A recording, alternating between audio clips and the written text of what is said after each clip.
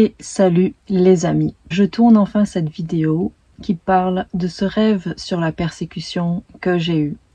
Et ce rêve date exactement du 15 avril 2022. Donc, vous voyez, ça fait un moment que je l'ai reçu et ça fait un moment que le Seigneur me dit « Attends » ou que les circonstances me font comprendre que ce n'est pas encore le bon moment. Mais ce jour est arrivé, j'ai la paix pour le sortir. Dans cette vidéo, je tiens à préciser que vous pouvez douter de ce que je dis et le remettre en question. Même je vous encourage à directement vous-même poser ces questions-là à Jésus-Christ pour qu'il puisse vous aider à voir si ce que je dis est vrai, si c'est juste, pour qu'il puisse vous le confirmer. En tout cas, c'est la première fois que je reçois un rêve vraiment qui vient du Seigneur, une vision qui vient du Seigneur, qui est, je pense, importante, lourde d'une certaine manière, un message qui est pas facile à donner, qui, je le sais, peut, si c'est mal reçu, si c'est mal compris, si c'est reçu par la chair, en déstabiliser plus d'un. Alors, j'ai beaucoup prié depuis que je l'ai reçu et encore avant de tourner cette vidéo, pour que le Seigneur, par son esprit, dise ce que lui a envie, même si ça me coûte à moi. Pour plein de raisons, je pense que cette vidéo va me coûter. En tout cas, ce que j'ai reçu dans l'esprit ce matin, c'est « Préparez-vous, préparez-vous. Le Seigneur vous attend, il a des choses à vous dire, et pour ça, ça demande plus qu'une petite prière qui dit « Seigneur, je suis là, je veux t'écouter, je suis là, je veux entendre ce que tu as à me dire, donne-moi des rêves, donne-moi des visions ». La préparation, elle va bien plus loin que ça. C'est vraiment un dépouillement de soi-même à tous les niveaux. Et cette vidéo, elle est vraiment là pour aussi vous montrer, et je me parle à moi-même, qu'on arrive dans des temps vraiment cruciaux où il va falloir aller encore plus loin dans la relation qu'on entretient avec Jésus-Christ pour que nos fondations soient encore plus solidement ancrées, encore plus profondément ancrées. Et notre fondation, c'est Jésus-Christ, parce qu'il va y avoir des moments de grande tempête, et c'est important que nous soyons vraiment solidement enracinés, ancrés en Jésus-Christ. Vraiment, ça, sinon on va pas tenir, sinon on va tomber, sinon on va ressembler à du vent. Voilà. Et si vraiment on aime Jésus-Christ, si vraiment on pense connaître Jésus-Christ et savoir que il n'est que la seule personne capable de sauver cette humanité, eh bien il va falloir aller vraiment plus loin que ça. Je pense que d'une certaine manière ça va être glorieux, ça va être magnifique, mais pour notre chair ça va être douloureux, et d'une manière ou d'une autre. Et je veux pas non plus nier ça.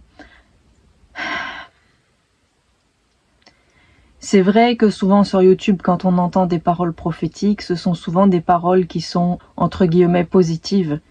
Et j'ai bien conscience que ce que je vais dire, ça va pas être hyper positif.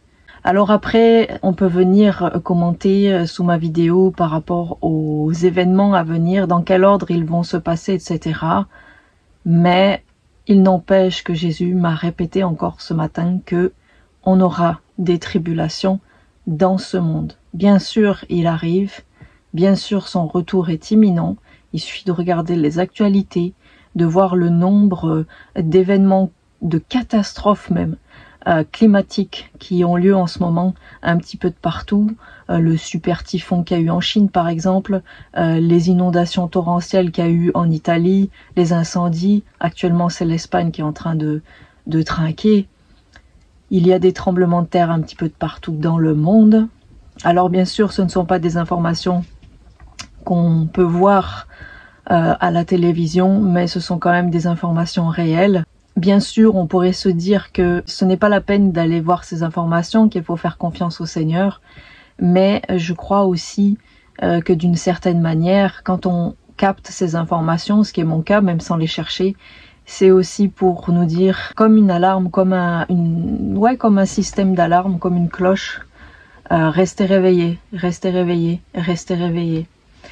D'ailleurs, avant de vous partager ma vision, je voulais vous partager un rêve qu'une sœur m'a partagé parce qu'elle a rêvé de moi.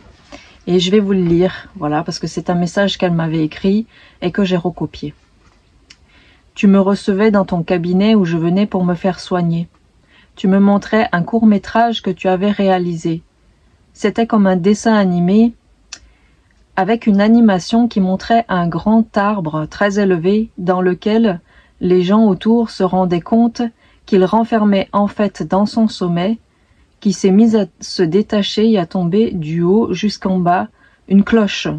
Personne n'avait soupçonné qu'il y avait cette espèce de cloche qui était présente depuis toujours, car c'était caché à l'intérieur de l'arbre. La chute de cette cloche annonçait la fin de ce monde. Un sentiment de stupéfaction et d'effroi saisit tout le monde, à la pensée que cette cloche avait toujours été là, sans que personne ne s'en rende compte. Et maintenant qu'elle était tombée, c'était trop tard. Et elle avait à cœur de me partager ça. Alors comme ma vidéo sur l'attaque de démons, cette vidéo, elle est vraiment pas là pour vous faire peur. Je ne pense pas que Jésus a envie de susciter la peur, mais je pense que s'il m'a montré ça, c'est vraiment dans cette idée de préparation. Donc, je vais me lancer. J'ai tout pris en note. Et après ce rêve, eh bien, j'ai compris que ça venait de Christ. Et j'ai demandé au Seigneur de me le confirmer par sa parole. Je vais vous expliquer ce rêve, qui était à la fois très court mais très intense. Et ensuite, je vais vous donner toute une liste de versets bibliques que le Seigneur a mis devant mes yeux pour confirmer mon rêve. Et je vous laisserai vérifier toujours par vous-même. Priez à ce sujet. Ce rêve, il se passait la nuit. Déjà, symboliquement dans la Bible, quand il s'agit de la nuit, il s'agit du moment, si vous voulez, où c'est trop tard quelque part. Voilà. Il y a ce passage qui me vient qui dit que c'est le jour qu'il faut travailler, pendant qu'il fait jour. Donc c'est la nuit. Et en fait, il y a un ours dans ce rêve. Un grand ours, en colère. Et nous sommes plusieurs, moi, mon mari, des gens que je connais, d'autres pas, dans un espèce de bâtiment qui ressemble à un vieux bâtiment du style...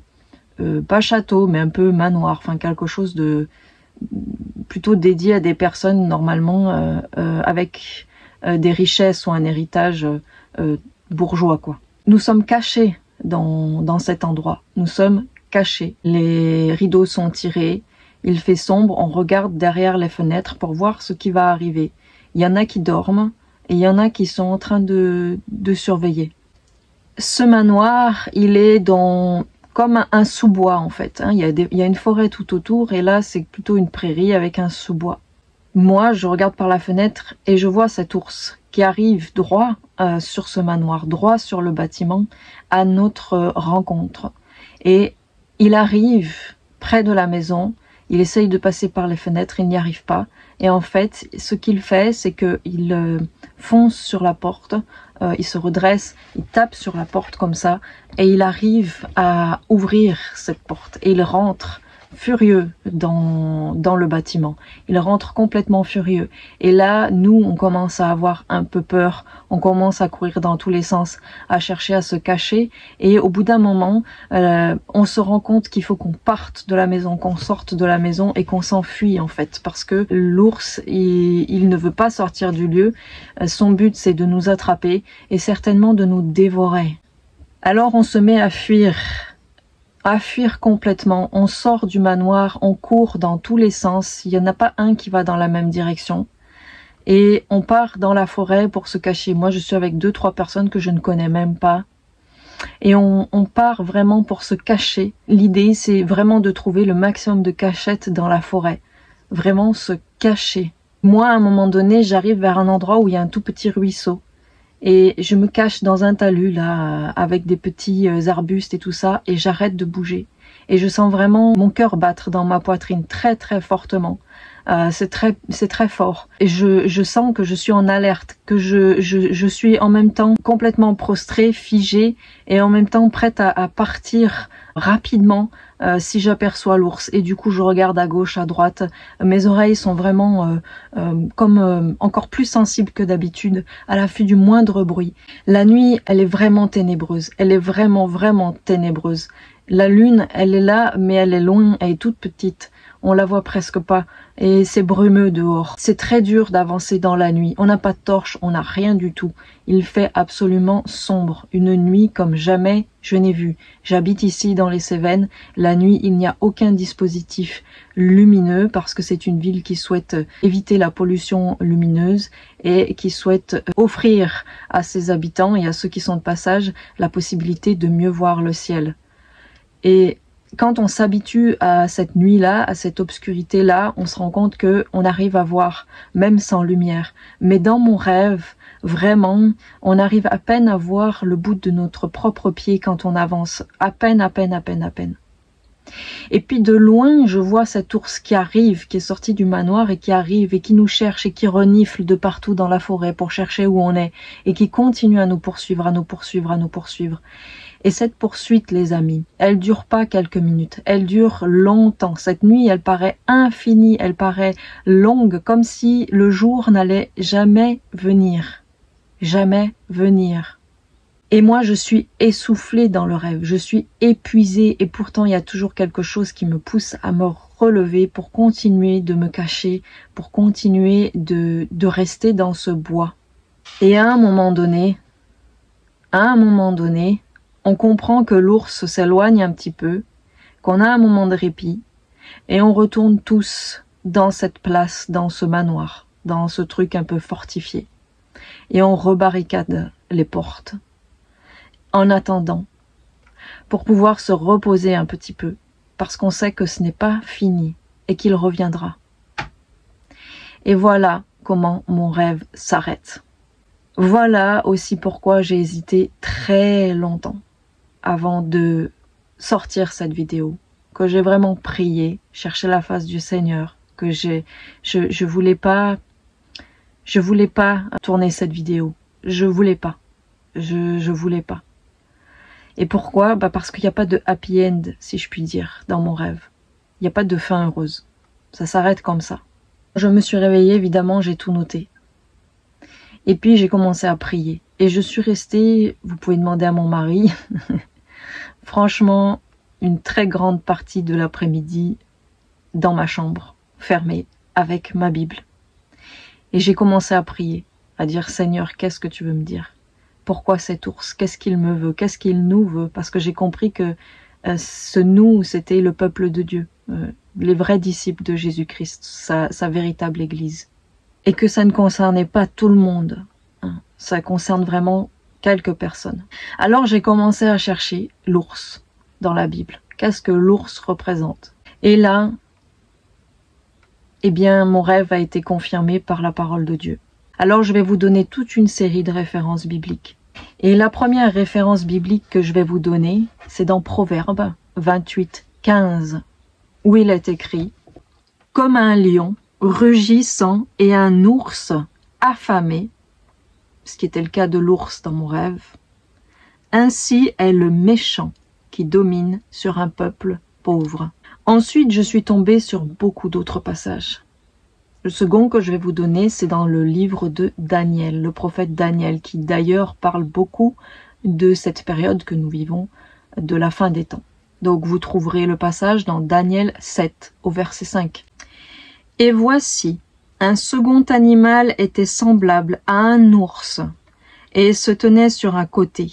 Il avait 3 côtes dans la gueule, entre les dents, et on lui disait « Lève-toi, mange beaucoup de chair. » Je vous invite à vraiment lire le prophète Daniel. C'est crucial, vraiment crucial. Ensuite, je suis tombée sur Apocalypse 13, 2. Évidemment, ça parle encore de la fin des temps, les amis. Et je vous invite vraiment à ouvrir la Bible avec moi. Donc, c'est la bête qui monte de la mer. La bête que je vis était semblable à un léopard. Ses pieds étaient comme ceux d'un ours et sa gueule comme une gueule de lion. Le dragon, Satan, lui donna sa puissance et son trône et une grande autorité. Dans le passage de Daniel 7, verset 5, juste avant, il est question du léopard aussi. Ensuite m'est venu le passage de 1 Samuel 17, au verset 34 à 37, où il est question de Goliath.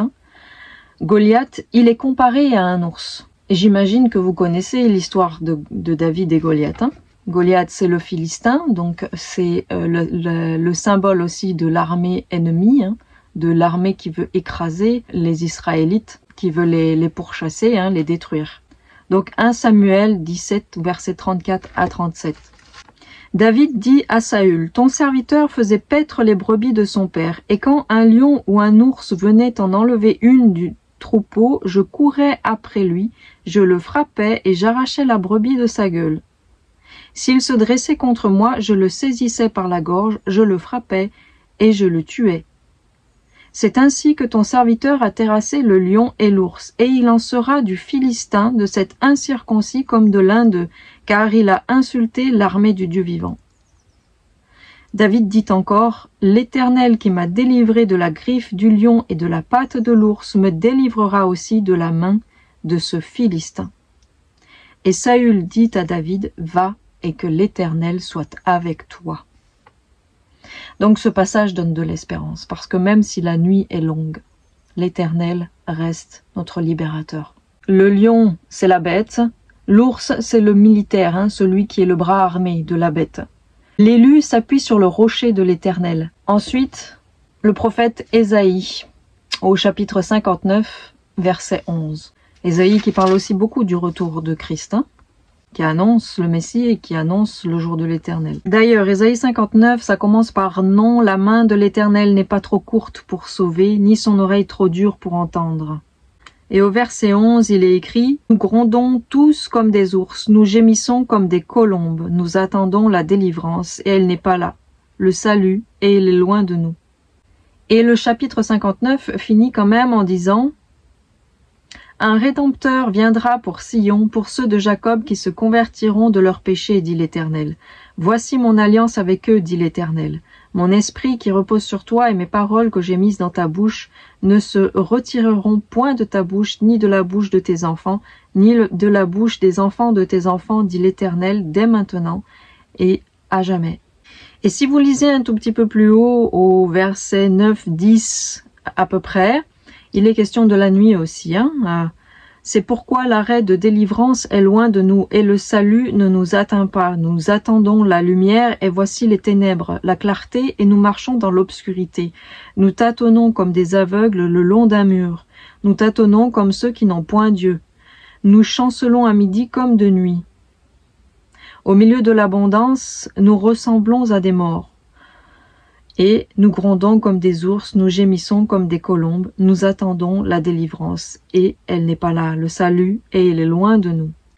La suite, c'est clairement pourquoi il y a la nuit. Et la nuit est là parce qu'il y a du péché, parce qu'il y a une désobéissance, parce qu'il y a une transgression à la loi de l'Éternel. L'ours, c'est aussi comme une attitude, comme le lion qui rugit. Le symbole du lion est aussi bien celui de Christ que celui de la bête de l'Apocalypse, le lion de Juda ou la bête dans l'Apocalypse. Mais l'ours représente le Philistin militaire qui broie de la chair innocente dans ses combats. L'ours, c'est celui qui est du côté de Satan. Il mange la chair des fidèles de Dieu comme il dévore le corps de Christ. Ça, c'est vraiment ce que j'ai écrit et comme je l'ai reçu. C'est comme si le Seigneur m'avait dit que ce temps d'obscurité allait durer 3 jours. 3 jours, c'est un temps biblique. La bête de l'Apocalypse, qui est aussi dans Daniel, elle a les pieds comme l'ours. Avec ses pattes, elle traque et elle dévore les saints, donc le peuple de Dieu. Donc les 3 jours, on le voit plusieurs fois dans la Bible. Plusieurs fois, il est question de 3 jours. Par exemple, Jonas qui est resté 3 jours dans la baleine, Jésus-Christ qui est mort 3 jours et qui est ressuscité le 3e jour, des choses comme ça. Ça représente comme l'attente du Fils de l'homme, le séjour des morts, d'une certaine manière. D'ailleurs, Jésus parle du signe de Jonas dans Luc 11, 29. La nuit, c'est la représentation un peu des insensés, de ceux qui marchent dans les ténèbres. Ce sont les insensés qui poursuivent le peuple de Dieu. Ensuite, j'ai reçu le verset dans Exode 19, 11. qu'il soit prêt pour le 3e jour, car le 3e jour, l'Éternel descendra aux yeux de tout le peuple sur la montagne de Sinaï. Et donc, ce passage où Jésus parle du signe de Jonas, Luc 11, verset 29. Et j'arrêterai là pour ce que j'ai reçu par rapport à cette vision. Comme le peuple s'amassait en foule, il se mit à dire, Jésus, « Cette génération est une génération méchante. Elle demande un miracle, il ne lui sera donné d'autre miracle que celui de Jonas. Car, de même que Jonas fut un signe pour les Ninivites, de même le Fils de l'homme en sera un pour cette génération. » Et plus loin, Jésus poursuit en disant « Car de même que Jonas fut un signe pour les Ninivites, de même le Fils de l'homme en sera un pour cette génération. La reine du Midi se lèvera au jour du jugement avec les hommes de cette génération et les condamnera, parce qu'elle vint des extrémités de la terre pour entendre la sagesse de Salomon. Et voici, il y a ici plus que Salomon. Les hommes de Ninive se lèveront au jour du jugement avec cette génération et la condamneront, parce qu'ils se repentirent à la prédication de Jonas. Et voici, il y a ici plus que Jonas. » Donc, voilà, je vais pas plus dire que ce que j'ai reçu. Alors, de manière plus claire qu'est-ce que ce rêve est venu me dire, c'est qu'effectivement, il y aura un temps obscur qui durera longtemps, 3 jours prophétiques, et pas trop longtemps, et qu'il y aura une délivrance. Ce que j'ai compris, c'est que cet ours, c'est le bras armé de la bête, le bras armé de l'ennemi, et que cet ours va arriver pour nous faire peur, pour nous déstabiliser, pour nous traquer, pour nous manger, et que le Seigneur va nous délivrer, et que son jour arrivera après, juste après ça. Nous sommes précieux pour Jésus-Christ, et il nous aidera dans l'épreuve. Il nous aidera à la traverser, même si elle dépasse ce qu'on pense capable d'endurer. Alors cette vidéo, elle est pas très drôle. Elle me coûte vraiment, je vous le dis. Elle me coûte vraiment. Parce que je sais très bien que quand on dit quelque chose comme ça, on peut passer pour un fou. Et je risque d'avoir beaucoup de théologiens ou de gens qui connaissent super bien la Bible qui vont me tomber dessus. J'en suis bien consciente. Mais encore une fois, je fais pas ça pour plaire aux hommes. Je fais ça par obéissance à Jésus-Christ. En faisant cette vidéo, je suis pas non plus en train de vous dire d'avoir peur, mais je comprends bien que le Seigneur veut que nous nous préparions. Son retour, il est certain. Il va venir nous chercher. Mais nous allons avoir des tribulations. Et pour ça, il faut que nous soyons fondés sur le roc et pas sur le sable. Si nous sommes vraiment fondés sur le roc, alors la tempête va arriver et la maison va résister.